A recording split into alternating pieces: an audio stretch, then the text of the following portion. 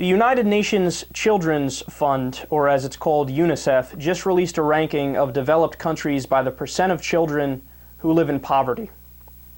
Out of the 35 countries that were ranked, the United States was second from the last.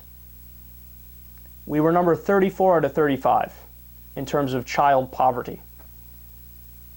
That is disgraceful.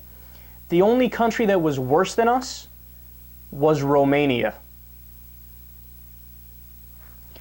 UNICEF defines poverty in this case as living in a household that earns less than half of the national median. More than 1 in 5 American children fall below. And who's above us on that list? Everybody. The entire industrialized world, virtually all of Europe, plus Canada, Australia, New Zealand, Japan, yada, yada, yada. The picture looks even worse when you examine just how far below the relative poverty line the children tend to fall. So the UNICEF report looked at something it calls the child poverty gap, which measures how far the average poor child falls below the relative poverty line. And it does this by measuring the gap between the relative poverty line and the average income of poor families. So in this area, the United States also scored second to last, with the average poor child in the U.S. living in a home that makes 36% less than the relative poverty line. Only Italy had a wider gap. So basically what that measure means is that our poor are really poor. Specifically, our poor kids are really poor. So all the while that this is going on, by the way, the sequester includes $100 billion in further cuts to what's called non-defense discretionary spending.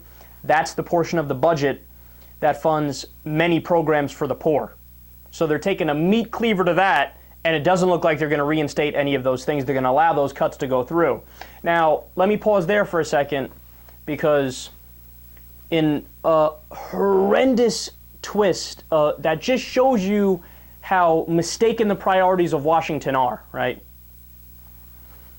Part of the Obama budget, this is something that I didn't even realize. I saw an article about this a few days ago. I was amazed that this article didn't come out earlier because it's incredibly important.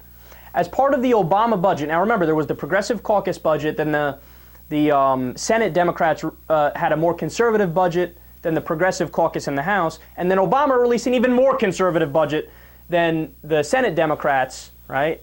And then, of course, the Republican budget, hilarious, right? Ridiculous. In Obama's budget, he reinstated the sequester cuts that went to the Pentagon. So remember, the sequester was half Pentagon cuts, half cuts to the poor and the non-defense discretionary spending, like this that we're talking about here, right? In his budget, secretly, in little provisions that are spattered throughout the entire thing, he reinstates the spending for the Pentagon. Not for the spending for the poor, that's still cut. But for the Pentagon, he makes sure they don't get their cuts. Why? Because God forbid the people who funded Obama's campaign and funded the politicians' campaign, well, they don't get their stuff cut because they bought the politicians. But a poor kid in the middle of Cleveland or Chicago or in New York City, Harlem, Kansas, Wyoming, a poor kid anywhere, they don't have lobbyists fighting for them. So what's the end result? Well, they get cut out of the budget, no problem, at all. They don't lose a wink over that. They don't lose a wink of sleep over that.